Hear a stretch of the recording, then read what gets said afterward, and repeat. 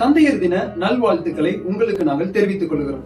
வேதாகமத்திலே இயேசு வானத்தின் பூமியும் படைத்த தேவனுடைய இருதயத்தை ஒரு தகப்பனுடைய இருதயத்திற்கு ஒப்பிட்டு இளைய குமாரனின் உவமையிலே இவ்விதமாய் சொல்லுகிறார். ஒரு தகப்பனுக்கு 2 குமாரர்கள் இருந்தார்கள்.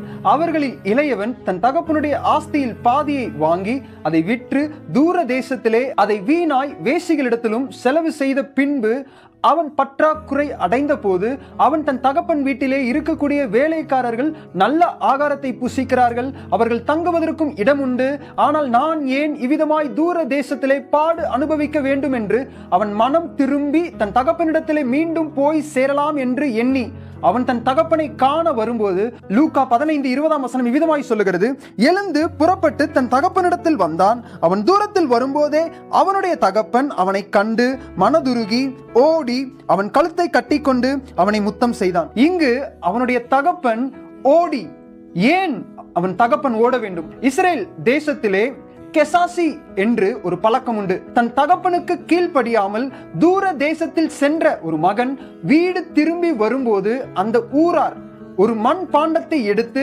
அவனுக்கு முன் எதிர்நோக்கி சென்று அந்த பானையை உடைத்து நீயும் உன் வீட்டாரும் இவ்விதமாய் உடைக்கப்பட்டு போவீர்கள் என்று சபிப்பார்கள். இந்த சாபத்தில் இருந்து தப்பித்துக் கொள்வதற்கு ஒரே ஒரு வழி உண்டு. அதற்கு அந்த தகப்பன் இந்த ஜனத்தாரை விட முன் சென்று அந்த மகனை மன்னித்து தம்மோடு கூட சேர்த்துக் கொள்வதே.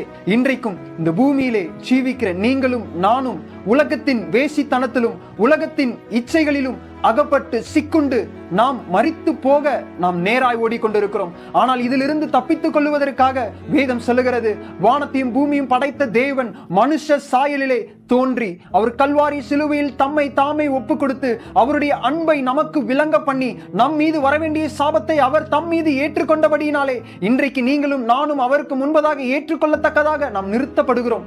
இன்றைக்கும் உங்க வாழ்க்கையில ஒருவேளை சாபத்துல நான் சிக்கிக் கொண்டு தவித்துக் கொண்டு இருக்கிறேன் என்று நீங்கள் எண்ணுகிறீர்களா? நான் உங்களை பார்த்து சொல்லுகிறேன், இயேசு உங்கள் சாபத்தை உடைக்கிறார். உங்கள் சாபத்தை உடைக்கிற இயேசு இந்த தகப்பன் செய்கிற காரியத்தை நான் உங்களுக்கு சொல்லுகிறேன், ஒரு புதிய வஸ்திரத்தை உடுத்துவிக்கிறார். அவன் இழந்து போன அதிகாரத்தை மீண்டும் அவனுக்கு தருகிறார். அது மாத்திரமல்ல, அவன் புசிக்கத்தக்கதாக ஒரு பண்டிகையை ஏற்படுத்துகிறார். இன்றைக்கும் உங்க வாழ்க்கையில இயேசு வரும்போது அவர் சாபத்தை உடைக்கிறார். அவர் நீங்கள் தரித்துக் கொள்ள நல்ல உறைவிடமும் நல்ல மேன்மையான வாழ்க்கையும் அவர் உங்களுக்கு தருகிறார். உங்கள் சரீரத்தில் இருக்கிற நோய்களில் இருந்து சாபங்களில் இருந்து விடுதலையை இயேசு தருகிறார். இந்த இயேசுவை உங்க சொந்த இரட்சகராக இன்றைக்கு நீங்கள் ஏற்றுக்கொள்ளும் போது அவர் உங்க வாழ்க்கையை ஆசீர்வதிக்கிறார்.